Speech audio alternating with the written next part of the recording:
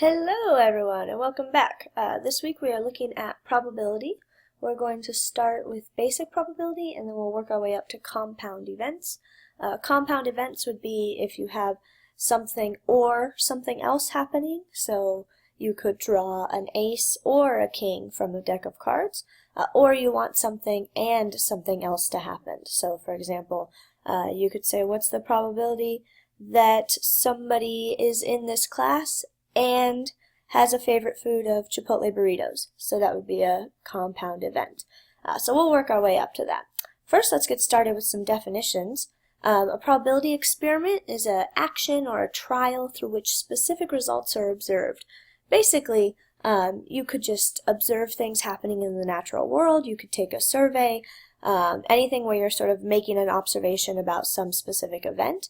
A simple event is the result of a probability experiment. So it could be the card that you draw from a deck of cards. It can be your favorite food. It's some result, so it's the event that you're interested in the probability of. The sample space is the set of all possible simple events. We're always going to call this S, and an event is any subset of the sample space. So if a simple event is your favorite food is Chipotle burritos, and another simple event is your favorite food is lasagna, then we could say that an event is that you have a favorite food of Chipotle burritos or lasagna. Okay. When we talk about probability, first of all, probability is describing the likelihood of an event occurring. Probability will always be a number between 0 and 1. You could represent a probability as a fraction, a percentage, or a decimal, but it doesn't make sense to have a probability higher than 1 or 100%. So if you're using a percent, then you can have something larger than 1. But typically we'll use a fraction or a decimal and is the most likely way that we will describe probability. If you have observed some event, so for example, suppose you have conducted a survey and you looked at people in your class and you just recorded how many people had brown hair, red hair, blonde hair, black hair, no hair, gray hair, purple hair, etc. The frequency, so if you wanted to know the probability that somebody has purple hair based on what you have observed, then you are doing what is called frequency-based probability. And so the way that a frequency-based probability works is you look at what was the frequency of the event that you were interested in. So if we're looking at the probability of having purple hair, we would look at how many people had purple hair from the people that we observed, and we divide that by the total frequency. So this is describing how many people total did we look at.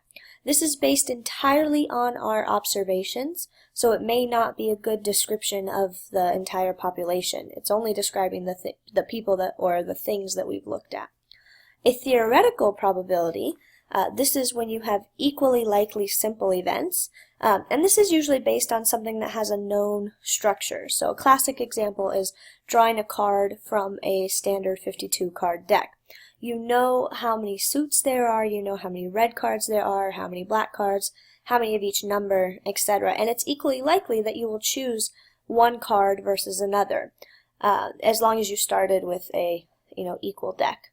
There's nothing, so for example, every number shows up in the deck an equal amount of times, so you're not more likely to select a 2 versus a 10. So that's what we mean by equally likely simple events. In the case of a theoretical probability, we want to know how many times does that event occur. So that's what n is referring to. Remember, we used this when we were counting sets. This is the number of times that simple event could occur, and then divided by the size of the sample space. Probability will always be between 0 and 1, inclusive. If you look at the probability of the entire sample space, we call that 1, and the probability of the empty set would be 0. Anything in between should be a number between 1 and 0, and if you added up all of the distinct events from the sample space, you should get back to 1. So let's take a look at an example here. We have a meeting, contains members from different college clubs. There are 5 members from the math club, 10 from the science, and 11 from psychology. If a person in the meeting is randomly selected, find the probability that he or she is in the math club. So we are looking for the probability that somebody is in the math club. Since we have actually observed how many people are attending this meeting, we're looking at a frequency-based probability. So the probability that somebody is in math, we want to take the frequency, or how often somebody was in math. And so we saw that we had 5 members of the math club. And so the frequency of the event that somebody is a member of the math club, that happened 5 times. Then we want to divide by the total frequency. Now the total frequency is how many people were here at this meeting in total. We had 5 people from the math club, 10 from the science club, and 11 from psychology. So we're looking at 5 out of 26. We can leave our probability as a fraction, 5 out of 26, or we can rewrite it as a decimal, 0.1923. And either of these answers is appropriate. Okay? Let's take a look at another example here. And I should just mention, this is describing how likely it is that the random person that we have selected is a member of the math club. So if you wanted to write this as a percent, we can say that we have about a 19.23% chance that somebody was a member of the math club if we just selected them randomly. Let's look at the next example here. We have 3 people being selected at random from a group of 10 Republicans and 12 Democrats. We want to find the probability that all 3 are Democrats. So in this case, we again have observed, what did I call it? A frequency-based probability. It's based on observations, so we're going to need the same thing. But now we're picking 3 people from a group of 22 people total. So we're going to need to figure out, how many ways could that be possible? So let's first figure out what is the total number of ways that we could pick 3 people out of our, ways to pick, here we go, 3 people out of all 22. Well, this goes back to what we were talking about last time. If I want to pick 3 people from a group of 22, then I want the combination, this is going to be the combination of 22 into a group of 3. So we end up with 22 factorial divided by 3 factorial, 19 factorial. And this should come out to 1540, so 1,540, which is a lot of different ways that you could pick 3 people. Why is this a combination? Because it doesn't matter what order we pick the people in. If I picked 3 people from a group of 22, they're the same 3 people regardless of who I selected first, second, or third. So we're using a combination. So now that we know the total possible ways that we could pick 3 people, let's find the probability that all 3 of them were Democrats. So let's see. First, I need to know how many different ways could I pick 3 Democrats. So we need the number of ways to select 3 Democrats, to select 3 Dems, and we're going to divide that by the total number of ways to pick our 3 people. So we'll divide this by 1540. Well, the Democrats are coming from a group of size 12. So what we need to do is take the 12 people that we know are Democrats and select 3 people from that group.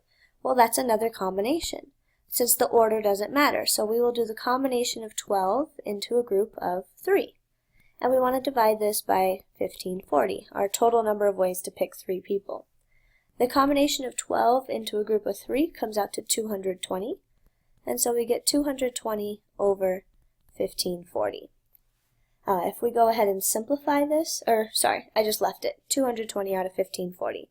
So the probability that we got 3 Democrats was 220 out of 1540. And you can simplify your fraction or you can leave it as is. That's perfectly fine. Oh, I don't know what that was. Here we go. So let's look at a related example here. Alright, let's take a look at the second example here. We want to find the probability that 2 of the students are Republicans and 1 is a Democrat. So let's do this in the same way that we did before. Let's try to count the number of ways that we can select 2 Republicans and 1 Democrat. Remember, there are 10 Republicans and 12 Democrats total. Well, I'm going to select 2 Republicans from the group of 10, so that's a combination of 10 into a group of size 2, and we have to select the 1 Democrat. This is technically a combination of a group of size 12 into a group of size 1, but if I have 12 things and I want to select one of them, there are 12 different ways I could do that, so we should expect to get 12 for the second part here. And this is still divided by the same total, 1540. So let's see, the combination of 10 and 2 should give us 45, and you can verify this with your factorials, and the combination of 12 into 1 gives us 12, and this is divided by 1540, and so we end up with 540 over 1540.